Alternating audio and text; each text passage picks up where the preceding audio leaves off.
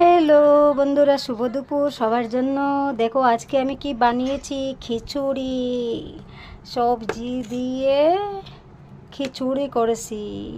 দেখো পটল, কারকল, ঝিঙে, ফুলকপি সব দিয়েছি। সব গেল কই, কিছু তো পাচ্ছি না। হ্যাঁ পাইয়াছি, একটু একটু করে পাচ্ছি, সব ঢুকে গেছে ভিতরে।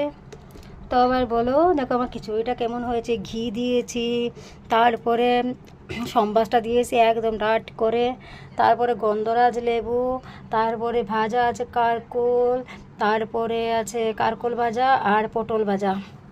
কেমন হলো আজকের আজকের খাবারটা? দারুণ জমবে। একটু একটু বৃষ্টি দিচ্ছে আর আমি খাবার বানিয়েছি, কারণ আমি তো ভেলুরে চলে আসি। এবার ভেলুরে তো বৃষ্টি দিচ্ছে, ভেলুরে বৃষ্টির মধ্যে ঠান্ডা ঠান্ডা ওয়েদার। আজকে গরমও আছে কিন্তু ঠান্ডা ঠান্ডা একটু ওয়েদারটা আছে, তার জন্য আজকে খিচুড়ি বানিয়েছি। কারণ হলো, বলছি কারণ কি বলছি, আমার বরের দাঁতে ব্যথা, তো গালটা ফুলিয়ে গেছে, তার জন্য ওরা কি আবার দাঁত উঠেছে ওর আবার দাঁত উঠেছিল, সেই দাঁতের গোড়ায় ব্যথা। এবার ও গিলতে পারছে না কিছু ভাত টাত, তো তার জন্য খিচুড়ি বানিয়েছি। এবার ওর জন্য বানাবো ভাত, খিচুড়ি আমাদের জন্য বানাবো ভাত, তো ঝামেলা হয়ে যাবে না বিশাল। এবার খিচুড়ি খাবো সবাই মিলে, কি মজার খাবার আজকের। বসে গেলাম, দেখো আমার বউ চামচ দিয়ে খাচ্ছে, কারণ ওর দাঁতে ব্যথা তো তার জন্য।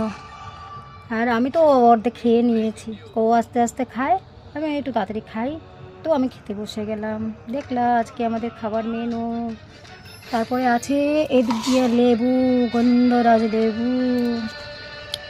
উফ, কি মজার আজকে মেনুটা, হেভি হয়েছে।